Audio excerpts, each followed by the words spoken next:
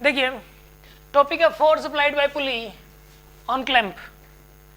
देखो मान लो कि यहां पर जो है ना ये एक पुली है भाई ऐसे, ठीक है, ये एक ब्लॉक लटक रहा है इसके साथ, ये स्मॉल एम मास का है और पुली कैपिटल एम मास की है, और यहाँ पे एक्सपोर्ट लगा दिया, ये यहाँ पर एक्सपोर्ट लगा दिया गया।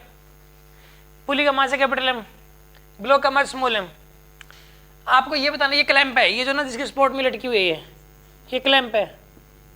आपको ये बताना है क्लैंप के ऊपर नेट फोर्स ना लगेगा। क्वेश्चन ये है what is net force on clamp by pulley, ये क्वेश्चन है।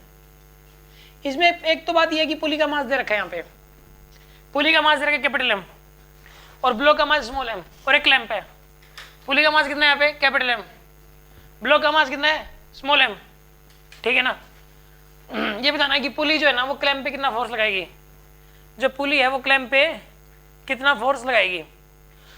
ऐसा करो स्ट्रिंग में टेंशन टी की मान लो आप, ये स्ट्रिंग में टेंशन क्या मान लो आप, टी की टेंशन मान लो आप। अगर ब्लॉक की एबीडी बनाए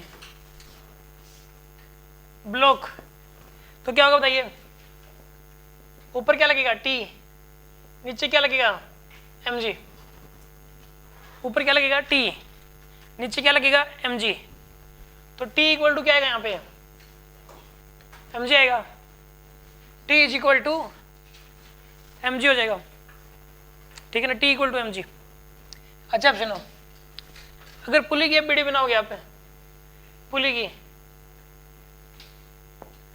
अगर एबीडी बनाई जाए तो पता क्या होगा, देखो नीचे क्या लग रहा है टी, इधर क्या लग रहा है टी, है ना, और एक इसके ऊपर ना कैपिटल एम जी भी लग रहा है, कैपिटल एम जी क्यों लिया, क्योंकि पुली का भी तो मास है ना एम। तो इस पुली के ऊपर ये तीन फोर्सेस लग रहे हैं, एक तो टी लग रहा है, एक कैपिटल एम जी लग रहा है और एक इधर टी लग रहा है, ठीक है ना। और इस टी की वैल्यू किसके बराबर है, स्मॉल एम जी के बराबर है। इस टी की वैल्यू किसके बराबर है, स्मॉल एम जी के।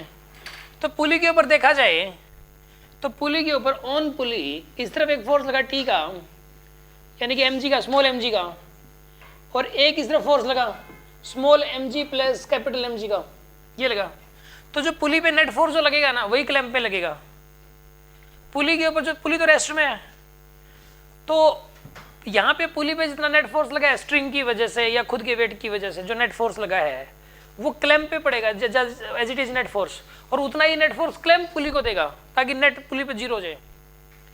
एक काम करो, एक बार ये रिजल्टेंट निकाल लो, वही आंसर है इसमें, रिजल्टेंट निकाल लो इसका रिजल्टेंट आएगा एफ नेट आएगा स्मॉल एम जी का square plus small M G plus capital M G का स्क्वायर पूरे का अंडर रूट, ये आएगा आपके पास।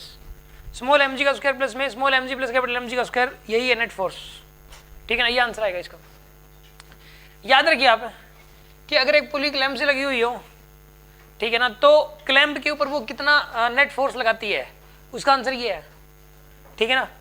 अगर पुली मासलेस होती, पुली क्या होती मासलेस, तो सिर्फ क्या लगता बताइए, ये कैपिटल एम जी हट जाता, फिर स्मॉल एम जी का स्क्वायर और इस प्लस में स्मॉल एम जी का स्क्वायर पूरे का under root two M G लग जाता।